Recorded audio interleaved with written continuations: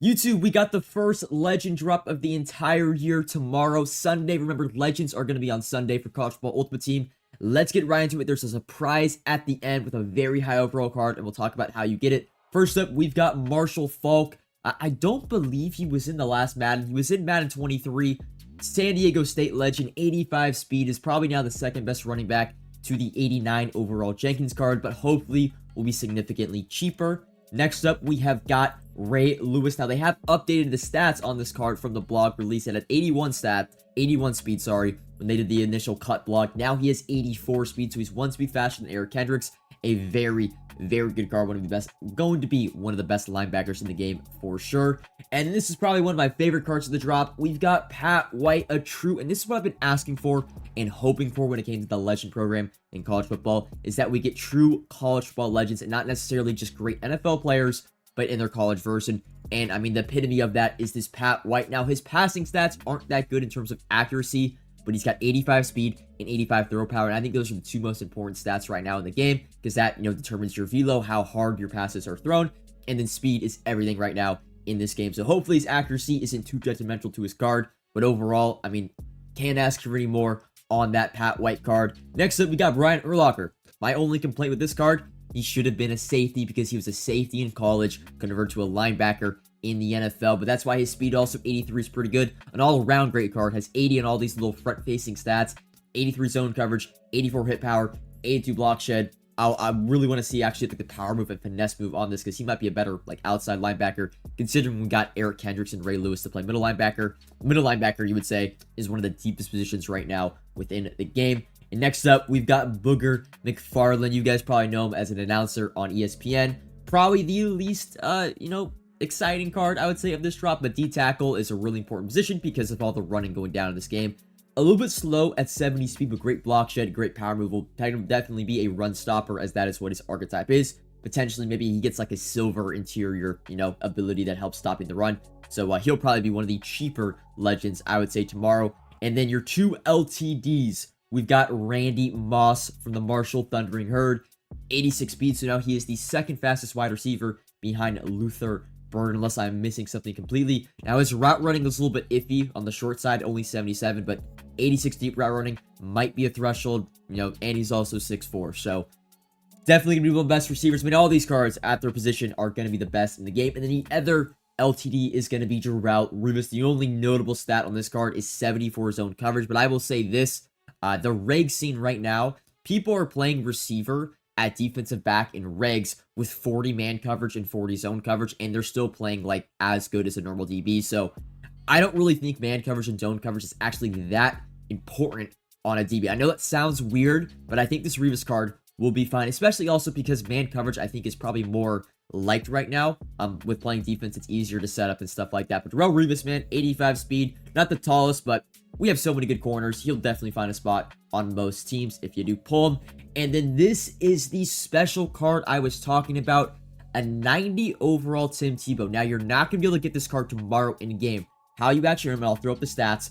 85 speed, very similar to Pat White with like the really bad deep accuracy, is only 77, but great throw under pressure. Throw power at 90, he's going to have, almost set feet lead, I want to say, but you'll not exactly, but you'll have good throw power, good throw on the run, good play action and stuff like that. Now, how you get this card is you have to collect all the champions or all the legend champions from season 1. So that will not only be, I believe we have 6 champions, 1, 2, 3, 4, 5. We have 5 champions for this first drop, but I'm assuming we're going to get 2 every single week for the next 4 to 5 weeks. So overall, you're going to have to probably collect 12, 13, 14 champions. Now, my hope, and I really hope EA do this, they got to make it to where you get all those legends back as BND. That would be an awesome set that we haven't seen in Madden in years. Now, if you just have to put them all in and you only get Tim Tebow back, I don't know if that's going to be worth it. I'll be straight up. I don't know. I don't think Tebow would be that good of a card.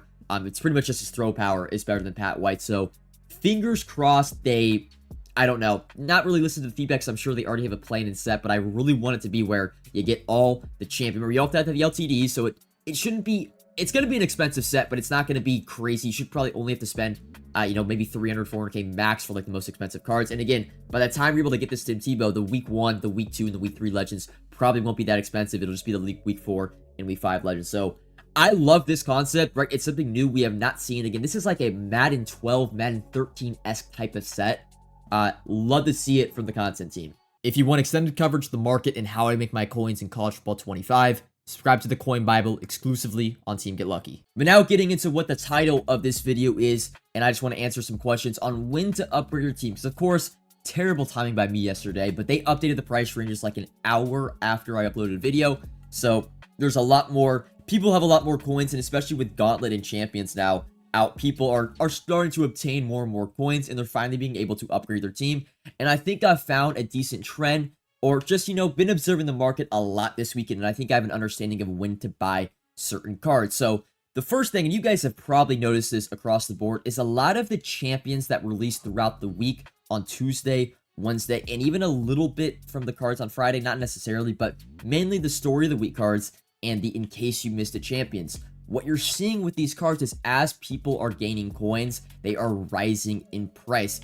Brandon Scherf was around 100k yesterday. Jason Morrow and Nick Bosa were like 175, 180. And then Timmy Jernigan and Todd Gurley were in like the low 200s yesterday. Again, as people are starting to get more and more coins, these high meta cards are going to continue to go up in price until we get the 2 new or whatever, how many, in case you missed the cards, this Wednesday. You kind of missed the window to buy these cards. They might go down tomorrow with Legends, but I just don't think there's enough supply, especially from their set. Even if you go down to the 83 overall, in case you missed it content, these were like 35 to 40k yesterday. They're in the 50s now, so you can't really, the supply from these cards has pretty much been cut off since yesterday. So for these 85 champions, especially in case you missed it, I really would wait until Wednesday when we get kind of the update to that champion pack, and you will see these cards, I think, significantly drop as long as whatever the new champions they put into the pack/set are really good. People are going to spam this. So unfortunately, for me, I actually missed this buy window. I thought I was going to still buy these for cheap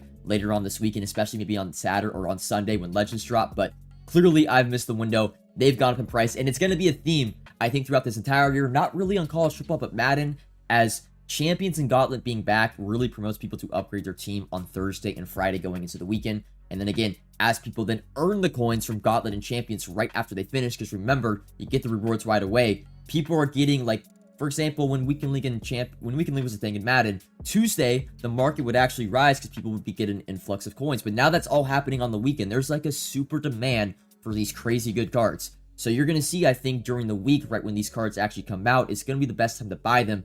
And then they're going to slowly rise throughout the weekend as people build their teams up and they collect more and more coins. And that also goes for the story of the week cards. I mean, these two guys were 77k yesterday. They were minned out. And now, they're 115 pretty much a pop. And that's with people pretty much having unlimited versions of these cards from the loophole. So you can only imagine next week when there's not that loophole, the supply of these cards is going to be even less. So again, unfortunately, y'all probably, and me included, we have missed the buy window on these 85 champions. I would wait until they get that low content update on Tuesday and Wednesday, I believe, and then you're going to want to pick up these cards. Now, when it comes to the Ultimate Alumni, you still have time to buy. We're kind of still in that period where these packs are being opened.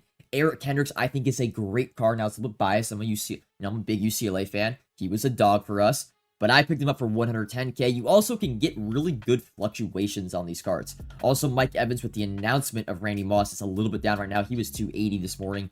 He's 250. I think if you want either of these two cards, you should buy them right now. They're probably, again, going to rise. Do that similar conference story in case you missed it rise, but more so probably on Monday, Tuesday, Wednesday, and then they'll crash again on Friday when we get that content refresh, because if you are unaware, in case you missed it, I think it's going to be a 5-part program, pretty much spanning over the course of the season. So that's like your promo cards. I would recommend buying Eric Kendricks. I would recommend buying Mike Evans right now, but hold your horses on the in case you missed it in story of the week content.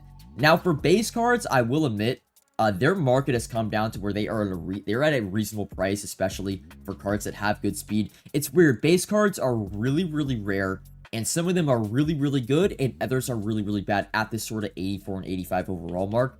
But with them being really rare, you can get some, you guys have known, I've been flipping these cards the past 3 days.